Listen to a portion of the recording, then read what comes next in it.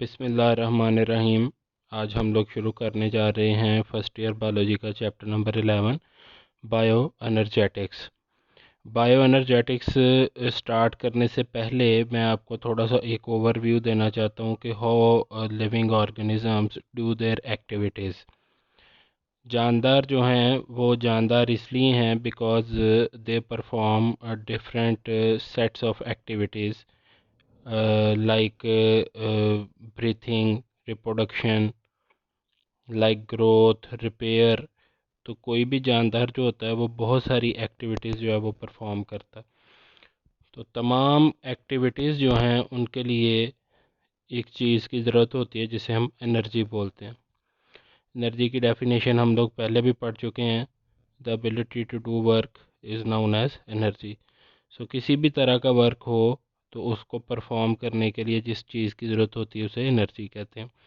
Energy का ultimate source जो है वो सूरज है, सन है। सूरज से एनर्जी आती है जब डिफरेंट प्लैनेट्स पे, तो हमारी अर्थ पे भी पहुंचती है, तो हम लोग डायरेक्ट उसको यूज़ करने के काबिल नहीं होते। We are unable to use energy directly from the सन।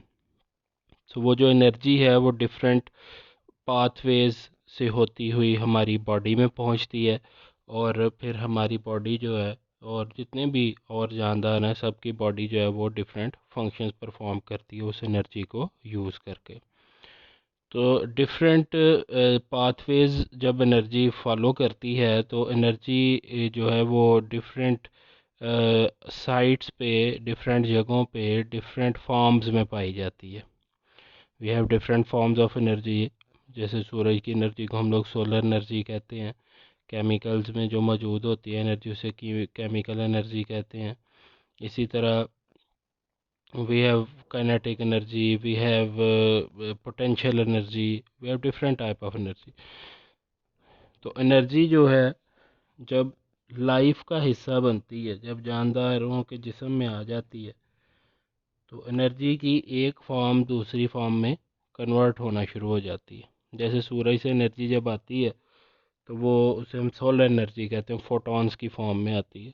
और वो एनर्जी जो है जब प्लांट्स के ऊपर पड़ती है तो प्लांट्स उस सोलर एनर्जी को ग्लूकोज के मालिक्यूल में स्टोर कर देते हैं। तो ग्लूकोज के मालिक्यूल में जब स्टोर हो जाती है तो फिर एनर्जी केमिकल एनर्जी कहलाती है।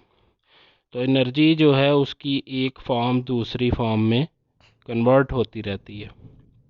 तो ये जो कन्वर्जन है एनर्जी की एक फॉर्म से दूसरी फॉर्म में कन्वर्ट होना, वो कहलाता है बायो एनर्जेटिक्स।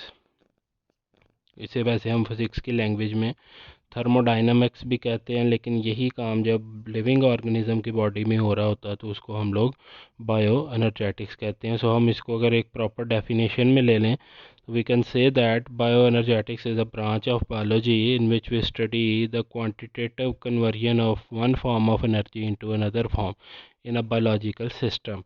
एक जानदार के जिस्म के अंदर एनर्जी की जब एक शक्ल दूसरी शक्ल में कन्वर्ट होती है और उसको हम जब क्वांटिटेटिव मेजरमेंट करते हैं, उसको स्टडी करते हैं, तो ये ब्रांच बायोलॉजी की क्या कहलाती है? बायो एनर्जेटिक्स कहलाती है। और बायो एनर्जेटिक्स जो है उस पर तमाम के तमाम जो रूल्स हैं वो थर्मोडाइनमिक्स के अप्लाई होते हैं, जो हम लोग फिज़िक्स में पढ़ते हैं, जिसमें हम लोग एनर्जी की एक फॉर्म की कन्वर्जन दूसरी फॉर्म में स्टडी करते हैं।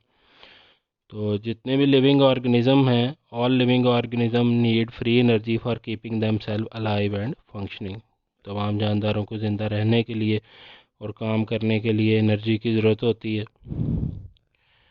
All life on this planet earth is powered directly और indirectly by the solar energy. यानी जो निज़ाम शमसी है, सोलर सिस्टम है, उसमें एनर्जी का एक ही सोर्स है, वो सूरज है।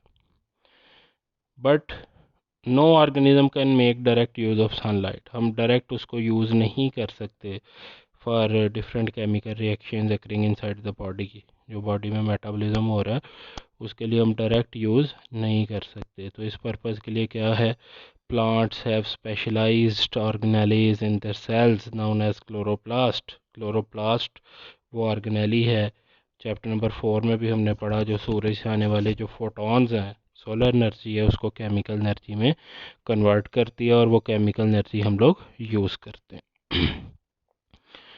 इसका मतलब ये हुआ कि जो एंट्रेंस ऑफ एनर्जी है within the living system, जानदारों में एनर्जी का जो दाखिल होना है, ज़िंदगी में एनर्जी का दाखिल होना है, उसका एक ही सोर्स है, वो है फोटोसिंथेसिस। फोटोसिंथेसिस जो है उसमें क्या होता है, सूरज से रोशनी आती है, फोटॉन्स आते हैं, एनर्जी पैकेट्स, और ज़मीन से पौधे पानी लेते हैं, और पौधों के पास क्लोरोफिल होता है, और वो क्या करते हैं, वो इस सारी चीज़ों को एक जगह पे इकट्ठा करके ग्लूकोज का मालिक्यूल बना देते हैं। वो ग्लूकोज का मालिक्यूल फूड के वाया, यानी फूड के थ्रू वो दूसरे जानदारों तक भी जाता है पौधों से निकल के, और फिर वहाँ पे एटीपी बनती है, और पौधों में ख़ुद भी उस ग्लूकोज से बाद में एटीपी बनाई जाती है।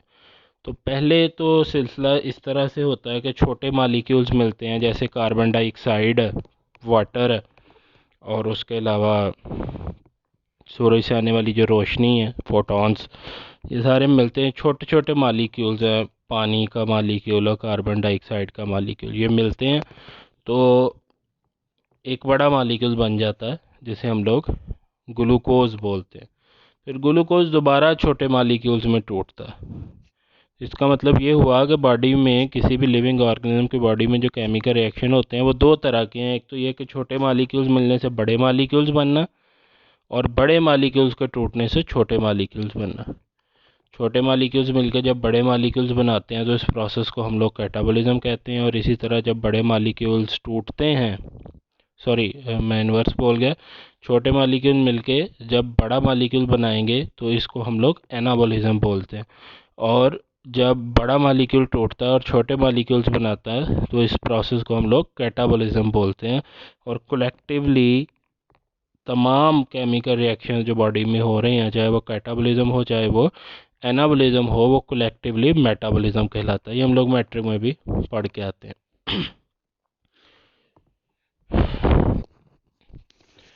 जो प्रोसेस है फोटोसिंथेसिस का, कि किस तरह से पौधे जो है वो सूरज से आने वाली एनर्जी को ग्लूकोज के मालिक्यूल में स्टोर करते हैं, अगर हम इस प्रोसेस को समझें तो हमें काफ़ी हद तक बायो एनर्जेटिक्स को समझने में आसानी होगी।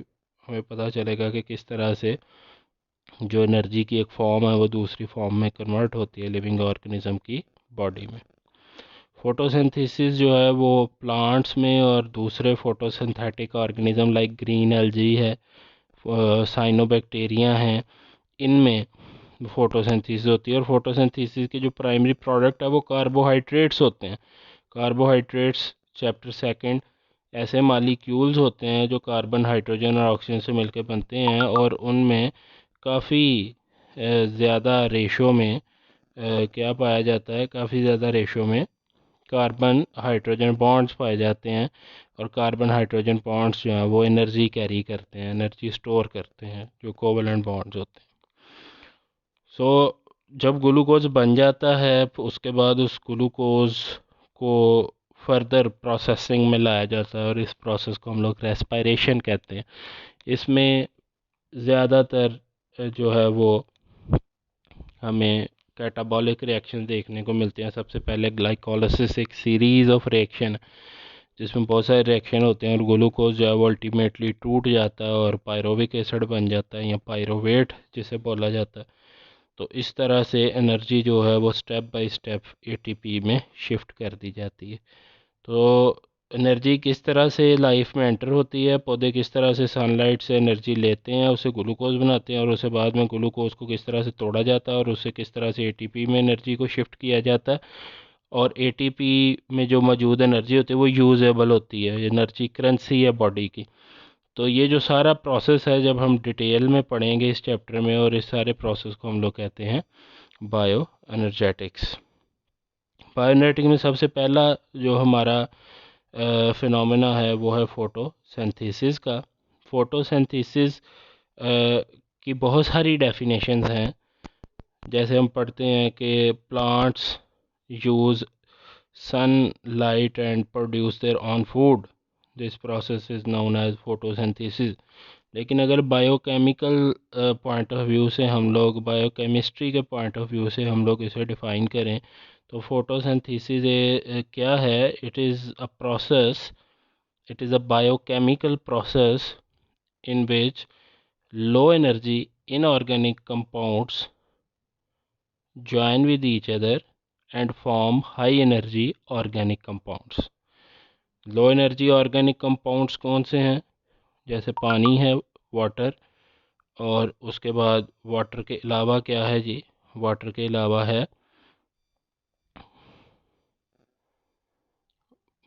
अलावा है जी कार्बन डाइऑक्साइड। तो कार्बन डाइऑक्साइड और वाटर जो है जो लो एनर्जी ऑर्गेनिक कंपाउंड है, और ये बाद में कन्वर्ट होते हैं हाई एनर्जी ऑर्गेनिक कंपाउंड में, जैसे कि ग्लूकोज। और इसमें प्रोसेस को असिस्ट कौन करता है? क्लोरोफिल का मालिक है। क्लोरोफिल एक पिगमेंट है। पिगमेंट क्या होते हैं? Colourful substances which exist in the body of living organisms. कोई भी रंगदार चीज़ जो जानदार के जिस्म में पाई जाती है उसे हम पिगमेंट कहते हैं। जैसे हीमोग्लोबिन प्रोटीन तो है लेकिन एक पिगमेंट भी है रेड कलर का। इसी तरह मेलानिन हमारी स्किन में पाई जाती है, ये भी एक पिगमेंट है।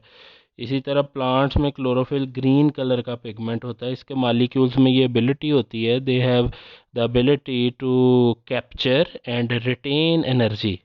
ये एनर्जी को कैप्चर भी कर सकते हैं और थोड़ी देर के लिए अपने अंदर महफूज भी रख सकते हैं, ये जो मालिक्यूल्स होते हैं क्लोरोफिल के। तो they are very specialized in their function. तो यहाँ पे फोटोसिंथेसिस में क्लोरोफिल के मालिक्यूल यूज़ होते हैं। अब देखें क्लोरोफिल की वही इक्वेशन जो हम लोग पढ़ते आ रहे हैं। कार्बन डाइऑक्साइड के 6 मालिक्यूल्स हैं, वाटर के 12 मालिक्यूल्स हैं, साथ लाइट है। और लाइट, ये तीनों रिएक्टेंट्स जो हैं ये किस पे रिएक्ट करते हैं? इसको असिस्ट करता है क्लोरोफिल, और फिर ग्लूकोज बनता है, ऑक्सीजन रिलीज होती है फोटोसिंथेसिस के प्रोसेस से, और वाटर के 6 molecule as it is process से बाहर आ जाते हैं। तो फोटोसिंथेसिस में फिर एक दफ़ा इसके रिएक्टेंट्स और इसकी प्रोडक्ट्स को डिस्कस किया हुआ। ऊपर वाला जब हम रिएक्शन देखते हैं तो ऊपर वाले रिएक्शन में हमें देखने को मिलता है कि जो रिएक्टेंट्स हैं वो कौन कौन से हैं। एक वाटर है, एक कार्बन डाइऑक्साइड है। वाटर और कार्बन डाइऑक्साइड दोनों क्या हैं? इनऑर्गेनिक कंपाउंड्स हैं, and they have a comparatively very low percentage of carbon hydrogen bonds or covalent bonds, so they are known as low energy inorganic compounds. तो low energy inorganic compound जो हैं ये बाद में अपनी जो प्रोडक्ट बनाते हैं, वो प्रोडक्ट क्या होती है? वो प्रोडक्ट होती है जी ग्लूकोज। ग्लूकोज जो है ये एक हाई एनर्जी ऑर्गेनिक कंपाउंड है जो कि कार्बोहाइड्रेट से बिलोंग करता है, साथ ऑक्सीजन रिलीज होती है इस प्रोसेस में। अब फोटोसिंथेसिस में एक पौधा जो है एट द सेम टाइम जब फोटोसिंथेसिस कर रहा होता है तो उसी वक्त वो रेस्पायरेशन भी कर रहा होता है। फोटोसिंथेसिस भी कर रहा होता है और रेस्पायरेशन भी कर, जबकि जो एनिमल्स हैं या फिर ऑटोट्रॉफ्स होते हैं वो एक वक्त में सिर्फ रेस्पायरेशन का प्रोसेस ही परफॉर्म कर रहे होते हैं। तो plants are very special in their functioning. पौधे देखा जाए तो बहुत ख़ास हैं। वो एक वक्त में, दिन के वक्त में वो फोटोसिंथेसिस भी कर रहे हैं और रेस्पायरेशन भी कर रहे हैं, और रात के वक्त में वो सिर्फ रेस्पायरेशन कर रहे हैं। और रात को वो कार्बन डाइऑक्साइड रिलीज़ कर रहे हैं ज़्यादा मिकदार में, जबकि दिन में कार्बन डाइऑक्साइड जो वो बनाते हैं रेस्पायरेशन से वो यूज़ हो जाती है और वो बाहर रिलीज़ नहीं की जाती और ऑक्सीजन रिलीज़ की जाती है। इसलिए कहते हैं कि पौधे दिन के वक्त ऑक्सीजन रिलीज़ करते हैं, रात के वक्त कार्बन डाइऑक्साइड रिलीज़ करते हैं। तो रात के वक्त पौधों के करीब नहीं सोना चाहिए, because they have huge concentration of carbon dioxide around them. तो दो टाइम आते हैं, एक डान का, एक डस्क का। सुबह जब सूरज तलू हो रहा होता और शाम को जब सूरज गरूब हो रहा होता, उस वक्त एक ऐसा पॉइंट आता है जब रेट ऑफ रेस्पिरेशन और रेट ऑफ फोटोसिंथेसिस दोनों सेम हो जाते हैं, दोनों एक जगह पे आके मिल जाते हैं। इस पॉइंट को हम लोग कहते हैं कंपनसेशन पॉइंट। जिसमें लाइट की इंटेंसिटी बहुत कम होती है तो रेट ऑफ फोटोसिंथेसिस और रेट ऑफ रेस्पिरेशन जो है वो दोनों इक्वल हो जाते हैं। और नेट जो एनर्जी गेन और एनर्जी यूटिलाइजेशन है, यानी एनर्जी प्रोडक्शन और एनर्जी यूटिलाइजेशन, वो जो है वो सेम मैच कर जाती है, और इसको हम लोग कंपनसेशन पॉइंट कहते हैं। इसी तरह फोटोसिंथेसिस में नेक्स्ट जो इम्पोर्टेंट चीज़ है वो है वाटर, पानी। वाटर जो है इसका क्या रोल है, और जो ऑक्सीजन रिलीज़ होती है वो कार्बन डाइऑक्साइड में भी है और वाटर में भी है, लेकिन जो रिलीज़ होती है वो कहाँ से आती है, ये एक क्वेश्चन था साइंटिस्ट के लिए, वो भी हम इसमें देखेंगे। Oxygen release during photosynthesis comes from water, पानी से आती है। वैसे देखा जाए तो जो पानी को तोड़ना है, it is a very difficult process chemically, बहुत मुश्किल है, बहुत ज़्यादा एनर्जी यूज़ करनी पड़ती है, लेकिन plants have different type of organic machinery for that purpose. इस मकसद के लिए ना बहुत सारे एंजाइम्स काम कर रहे होते हैं। तो ये बात जो है वो हम आगे जाके देखेंगे कि किस तरह से साबित हुई। जानदार जो हैं, जो ऑक्सीजन निकलती है इसको बाकी के जानदार जो हैं वो रेस्पिरेशन के लिए यूज़ करते हैं, because oxygen act as a primary electron acceptor at the end of electron transport chain in the process of aerobic respiration. तो साइंटिस्ट था वैन नील ने एक एक्सपेरिमेंट डिज़ाइन किया।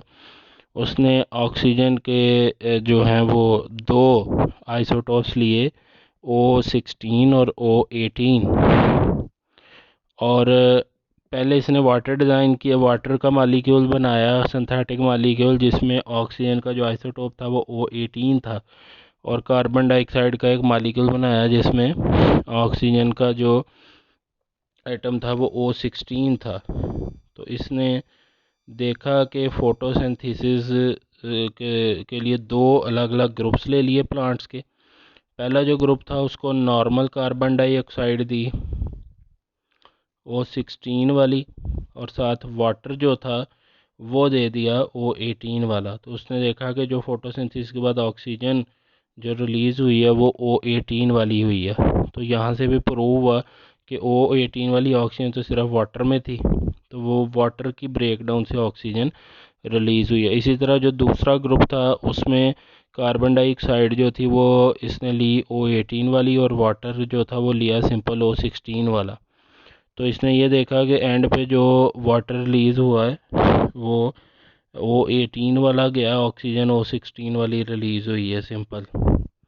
तो इससे पता चला कि जो during the process of photosynthesis जो ऑक्सीजन रिलीज़ होती है वो कैसे रिलीज़ होती है, by the breakdown of water की ब्रेकडाउन से रिलीज़ होती है। Water is thus one of the raw material of photosynthesis, other being carbon dioxide, hydrogen produced by the splitting of water. Water जो है उसकी स्प्लिटिंग से जो है वो कार्बन डाइऑक्साइड निकलती है, और जो हाइड्रोजन रिलीज़ होती है वो NADP का मालिक्यूल होता है। स्पेशलाइज्ड मालिक्यूल हैं जो ऑलरेडी पाए जाते हैं क्लोरोप्लास्ट में, इनकी रिडक्शन हो जाती है, यानी इनमें एडिशन ऑफ हाइड्रोजन हो जाती है। जो हाइड्रोजन रिलीज़ होती है कहाँ से, वाटर से, वो NADP की रिडक्शन में यूज़ हो जाती है। ऑक्सीजन तो इन्वायरमेंट में रिलीज़ हो जाती है और हाइड्रोजन NADP की रिडक्शन में यूज़ हो जाती है, और NADP का मालिक्यूल जो है वो बन जाता है NADPH, यानी ये निकोटिनामाइड एडेनिन डाइन्यूक्लियोटाइड फास्फेट का जो मालिक्यूल है इसमें हाइड्रोजन ऐड हो जाती है, इसकी रिडक्शन हो जाती है। ये हाइड्रोजन कहाँ से आती है, by the breakdown of water, और वाटर से जो ऑक्सीजन निकली थी वो इन्वायरमेंट में रिलीज़ कर दी जाती है। तो ये आज का लेक्चर है, ये आप लोगों ने अच्छी तरीके से प्रिपेयर करना है।